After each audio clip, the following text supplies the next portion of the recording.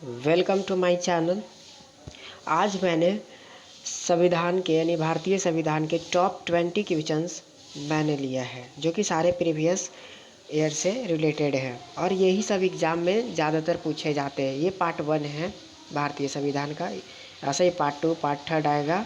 तो ये मैंने आज से सीरीज स्टार्ट किया है। तो जो भी मेरे चैनल पे न्यू है वो चैनल को सब्सक्राइब कर देंगे और वीडियो को लाइक कर देंगे और साथ में बेल आइकन भी प्रेस कर देंगे ताकि आपको नेक्स्ट वीडियो जब भी आए तो उसका नोटिफिकेशन जल्द मिल जाए। चलिए हम लोग स्टार्ट करते हैं। पहला क्वेश्चन आज का पहला क्वेश्चन है, भारत में सरकार की संसदीय प्रणाली कहाँ से ग्रहण की गई है? जो संसदीय इंडियन कॉन्स्टिट्यूशन है कहाँ से यानी लिया गया है? अमेरिकी संविधान से लिया गया है या रूसी संविधान से लिया गया है या ब्रिटिश संविधान से लिया गया है या स्विस संविधान से लिया गया है? तो जल्दी बताएंगे। इसका राइट आंसर जो हो जाएगा ब्रिटिश संविधान से लिया गया यानी ऑप्शन नंबर सी। चलिए नेक्स्ट क्वेश्चन की आगे की ओर बढ़ते हम लोग। भारतीय संसद के कितने अंग हैं? भारतीय जो संसद है उसके कितने अंग हैं? 2, 3, 4, 1 कितने हैं? इसका राइट आंसर हो जाएगा ऑप्शन नंबर बी यानी कि 3 है। चलिए नेक्स्ट हम लोग देखते हैं फ्रेंड्स।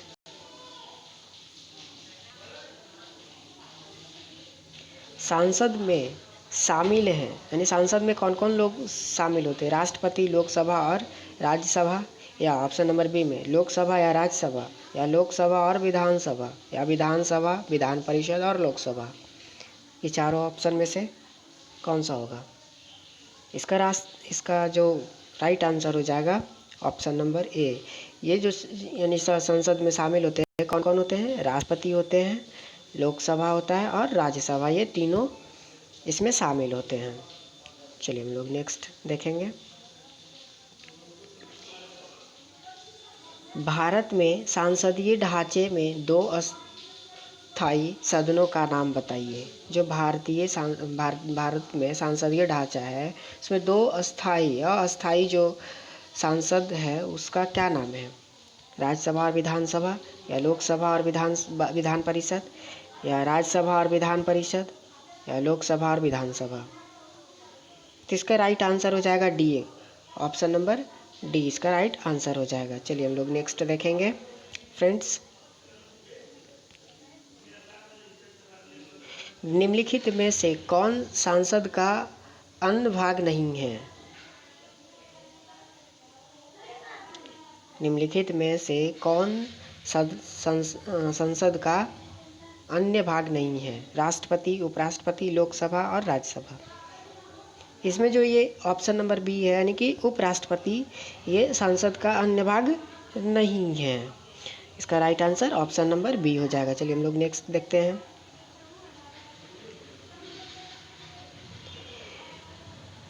संसद के 2 सत्रों के बीच निम्नलिखित में से अधिक कितने समय का अंतराल दिया जाता है? तो इसका राइट आंसर हो जाएगा ऑप्शन नंबर बी यानी कि 6 मास के लिए दिया जाता है। चलिए नेक्स्ट हम लोग देखेंगे।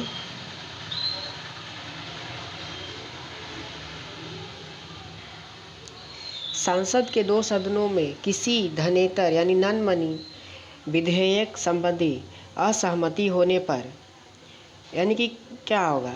विधेयक रद्द हो जाएगा, या राष्ट्रपति के हस्ताक्षर से उस बिल का कानून बनाया जा सकता है, या राष्ट्रपति बिल पर विचार करने हेतु दोनों सदनों को संयुक्त बैठक बुला सकते हैं, या राष्ट्रपति दोनों सदनों को पूर्ण विचार के लिए कह सकते हैं।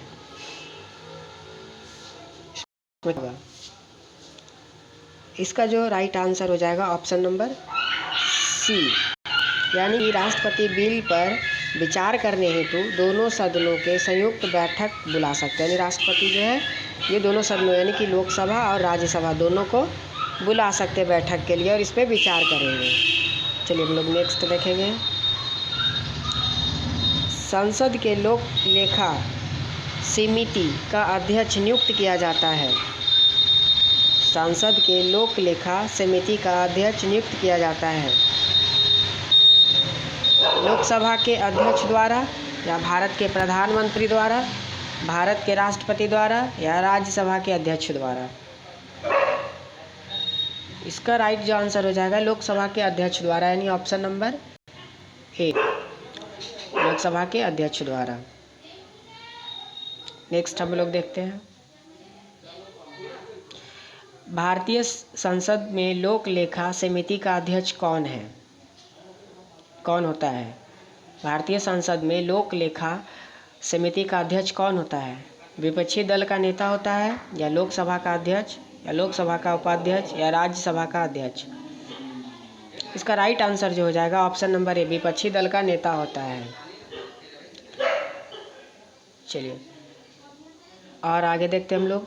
नेक्स्ट देखते हैं फ्रेंड्स, ऐसे ही याद करते चलना। अगर कोई भी प्रॉब्लम हो तो कमेंट बॉक्स में आप बताएंगे कहाँ आपको प्रॉब्लम हो रहा है, और आप लास्ट में बताएंगे आपका कितना सही हुआ है 20 में से।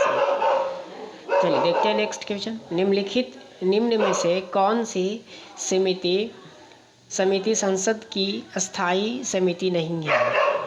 निम्न में से कौन सी समिति संसद की अस्थायी समिति नहीं है? लोक लेखा समिति, या प्राक्कलन समिति, या लोक उपक्रम समिति, या वित्त मंत्रालय की परामर्शदात्री समिति? इसका राइट आंसर जो हो जाएगा डी हो जाएगा, वित्त मंत्रालय की परामर्शदात्री समिति।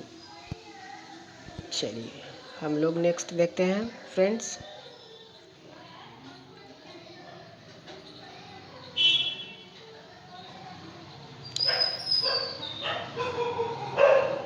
अग्रलिखित में से वह व्यक्ति कौन है जो संसद सदस्य है लेकिन जिसे संसद को संबोधित करने का अधिकार प्राप्त है? यानी कि अग्रलिखित में से वह व्यक्ति कौन है जो संसद सदस्य नहीं है लेकिन जिसे संसद को संबोधित करने का अधिकार प्राप्त होता है? कौन हो जाएगा? भारत का अटॉर्नी जनरल होगा, या भारत का सॉलिसिटर जनरल हो जाएगा, भारत के मुख्य न्यायमूर्ति हो जाएंगे, या मुख्य निर्वाचन आयुक्त? तो इसका option number A right answer हो जाएगा, यानी भारत का अटॉर्नी जनरल हो जाएंगे। चलिए हम लोग नेक्स्ट देखेंगे।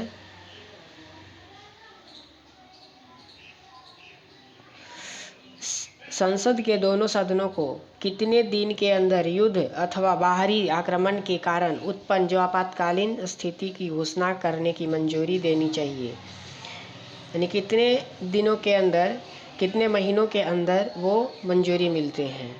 युद्ध या बाहरी आक्रमण जब है ना, आपातकालीन की स्थिति घोषणा कितने दिनों में मिलती है? तो इसका राइट आंसर हो जाएगा बी, यानी कि 1 महीने के अंदर होना चाहिए। चलिए हम लोग नेक्स्ट देखेंगे। नागरिकता प्राप्त करने के लिए शर्तें निर्धारित करने वाला सक्षम निकाय कौन सा है?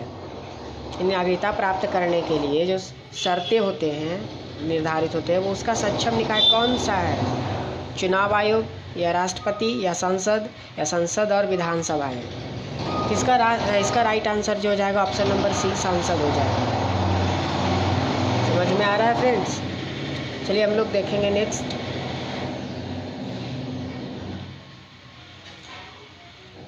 संसद के किसी सदस्य की सदस्यता तब समाप्ति समझी जाती है यदि वह बिना सदन को सूचित किए अनुपस्थिति में रहता है। यानी कि जो संसद होते हैं, किसी सदस्य की सदस्यता तब समाप्ति होती है, उस सदस्य क्या, यानी कि जो सदस्यता कब समाप्ति होती है? जब वो कितने दिनों की अनुपस्थिति में चला जाता है। तो इसका राइट आंसर जो हो जाएगा ऑप्शन नंबर ए, 60 दिनों के बिना सूचित किए हुए अगर वो चला जाएगा, अनुपस्थित रहेगा, तो वो उसका सदस्यता का रद्द किया जाएगा, यानी कि संसद में सदस्यता नहीं माना जाएगा। नेक्स्ट हम लोग देखते हैं क्वेश्चन नंबर 15।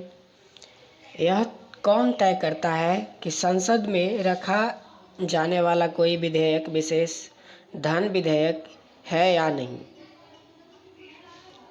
यह कौन तय करता है कि संसद में रखे जाने वाला कोई विधेयक विशेष धन विधेयक है या नहीं? राष्ट्रपति या अध्यक्ष राज्यसभा या अध्यक्ष लोकसभा या मंत्रिमंडल? इसका राइट आंसर जो है ऑप्शन नंबर सी, अध्यक्ष और लोकसभा। चलिए हम लोग नेक्स्ट देखेंगे।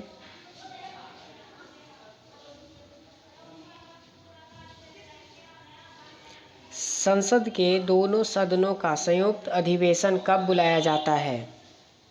संसद के दोनों सदनों का संयुक्त अधिवेशन कब बुलाया जाता है? ऑप्शन ए है केवल राष्ट्रीय आपातकाल की स्थिति में, या तो जब एक सदन द्वारा पारित विधेयक दूसरे सदन द्वारा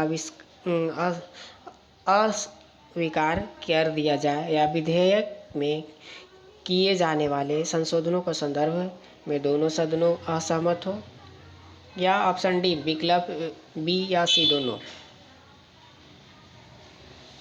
इसका ऑप्शन नंबर डी ही हो जाएगा, यानी कि ये। चलिए, यानी कि ये दोनों में से कौन कर सकता है? यानी कि जब एक सदन द्वारा पारित विधेयक दूसरे सदन द्वारा अस्वीकार कर दिया जाए तब, और ये सी भी विधेयक में किए जाने वाले संशोधनों के संदर्भ में दोनों सदन जो है असहमत हो।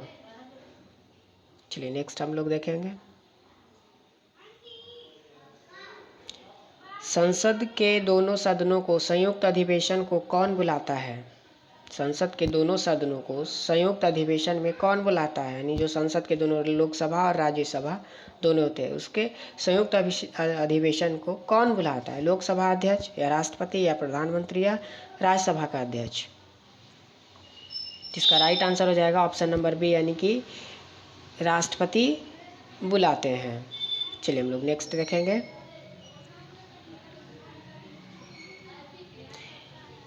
भारत में संसद की संयुक्त बैठक की अध्यक्षता निम्नलिखित में से कौन करता है?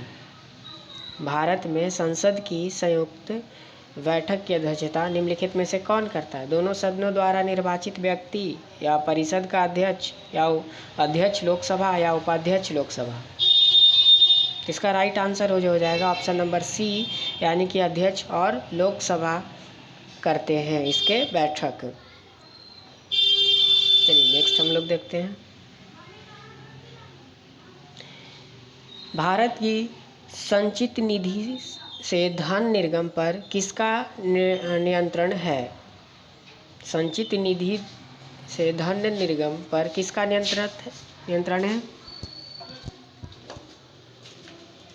इसका राइट आंसर जो हो जाएगा ऑप्शन नंबर डी, यानी कि संसद। चलिए हम लोग नेक्स्ट देखते हैं फ्रेंड्स। ये लास्ट क्वेश्चन है आज का।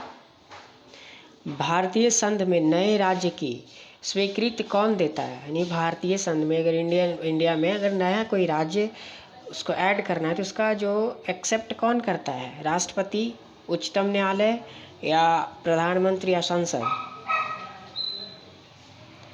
तो इसका जो राइट आंसर हो जाएगा ऑप्शन नंबर डी हो जाएगा, यानी कि सांसद ये एक्सेप्ट करता है तभी नए राज्य की स्वीकृति यानी मिलता है।